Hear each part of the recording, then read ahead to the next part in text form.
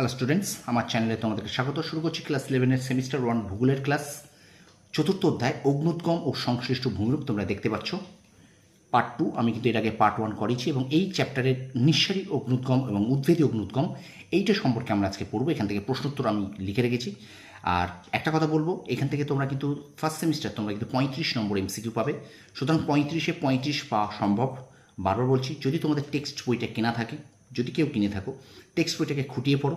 আর অবশ্যই, আর যদি নাও করো তাহলে কিন্তু তোমার যে টিচার যেভাবে দিচ্ছে করান, এবং কিন্তু প্লিজ আমার চ্যানেলটাকে একটু ফলো করো, ঠিক আছে? কারণ আমি কিন্তু তোমাদেরকে একদম দেখো, এই যে পুরোটা যদি দেখো, আমি কিন্তু তোমাদের পুরো সিলেবাস ভিত্তিক প্রচুর শর্ট প্রশ্ন। আর আমি একটা কথা বলবো, তোমরা যেন এই অধ্যায়তে, অনেকে বলবে যে অগ্নুৎগম এই অধ্যায় থেকে 50টি সেরা এমসিকিউ, এই ফাঁদে পা দিও না, দয়া করে এই ফাঁদে পা দিও না। কারণ এই ফাঁদে পা দিলে কিন্তু তোমরা কিন্তু অবশ্যই, মানে স্কুলে পরীক্ষা হবে ঠিকই, কিন্তু সত্যি বলছি তোমরা কিন্তু বিপদে পড়বে। কারণ এইরকমভাবে কিন্তু শর্ট প্রশ্ন হয় না।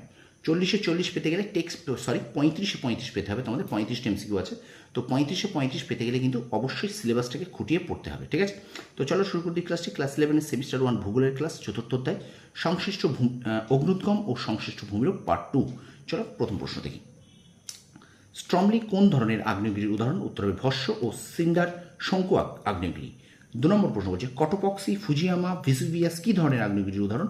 উত্তর হবে কম্পোজিট বা বিমিশ্র শঙ্কু আগ্নেয়গিরি। 3 নম্বর প্রশ্ন আইসল্যান্ডের ক্রাফলা কোন ধরনের আগ্নেয়গিরির উদাহরণ? উত্তর হবে বিস্ফোরণ ছিদ্রপথ বিশিষ্ট আগ্নেয়গিরি। 4 নম্বর প্রশ্ন বলছে মার্টিনিক দ্বীপের পিলি কোন ধরনের আগ্নেয়গিরির উদাহরণ? উত্তর হবে লাভা শঙ্কু বিশিষ্ট আগ্নেয়গিরি। 5 নম্বর প্রশ্ন ভারতের ডেকান ট্র্যাপ কোন প্রকার মালভূমির উদাহরণ? উত্তর হবে লাভা মালভূমি। 6 নম্বর প্রশ্ন লাভা মালভূমি বিচ্ছিন্ন হয়ে অবস্থান করলে তাকে কি বলে? উত্তর হবে মেসা। 7 নম্বর প্রশ্ন মেসা ক্ষয় হয়ে ক্ষুদ্রাকৃতি হলে তাকে কি বলে? বাটে।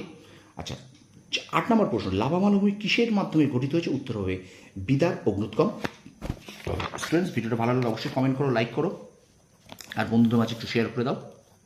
9 নম্বর প্রশ্ন দেখো, শঙ্কু আকৃতি বিশিষ্ট আগ্নেয়গিরির শীর্ষদেশের যে গর্ত দিয়ে লাভা বেরিয়ে আসে তাকে কি বলে? উত্তর হবে জ্বালামুখ বা ক্রেটার। 10 নম্বর প্রশ্ন জ্বালামুখ বা ক্রেটারের আকৃতি কেমন? উত্তর হবে ফানেলের মতো বা গোলাকৃতি। 11 নম্বর প্রশ্ন জ্বালামুখ কয় প্রকার? উত্তর হবে 3 প্রকার, যথা এ বিস্ফোরিত জ্বালামুখ, বি কিনারা গঠিত জ্বালামুখ, সি ধস গঠিত জ্বালামুখ। 12 নম্বর প্রশ্ন ক্যালডেরা বা জ্বালামুখ গহ্বরের আকৃতি কেমন? উত্তর হবে বৃত্তাকার বা উপবৃত্তাকার। 13 নম্বর প্রশ্ন ক্যালডেরা অংশে বৃষ্টির জল জমে কি সৃষ্টি হয়? উত্তর হ্রদ। 14 নম্বর প্রশ্ন টোবা ক্যালডেরা হ্রদ কোন দেশে অবস্থিত? উত্তর হবে ইন্দোনেশিয়া। 15 নম্বর প্রশ্ন ভূত্বকে উলম্ব বা তির্যক ফাটলে ম্যাগমা জমাট পেতে উল্লম্ব উদ্ভিদী শিলাস্তর গঠন করলে তাকে কি বলে? উত্তর হবে ডাইক। 16 নম্বর প্রশ্ন কোন উদ্ভিদী ভূমিরূপ শিলাস্তরকে ছেদ করে অবস্থান করে? উত্তর হবে ডাইক।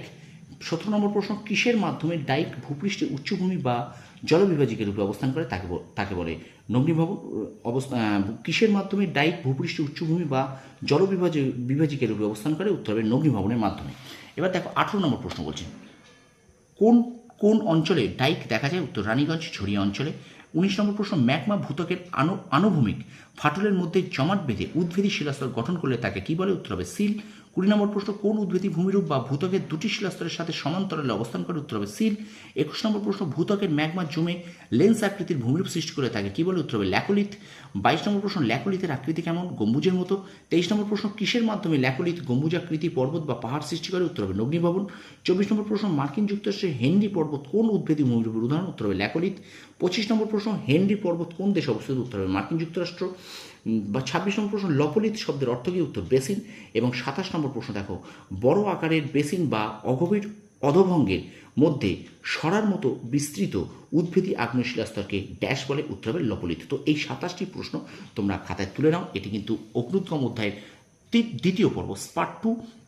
তো অবশ্যই এগুলোকে খাতায় তুলে বারবার রিভিশন দাও। আমি একটা কথা বারবার বলছি, শর্ট প্রশ্ন ফুল নাম্বার পেতে গেলে 35-এ 35 পেতে গেলে তোমাদের কিন্তু রিভিশন দিতে হবে। রিভিশন, কারণ রিভিশন যত বেশি দেবে তোমরা কিন্তু তত শর্ট প্রশ্ন মনে রাখতে পারবে।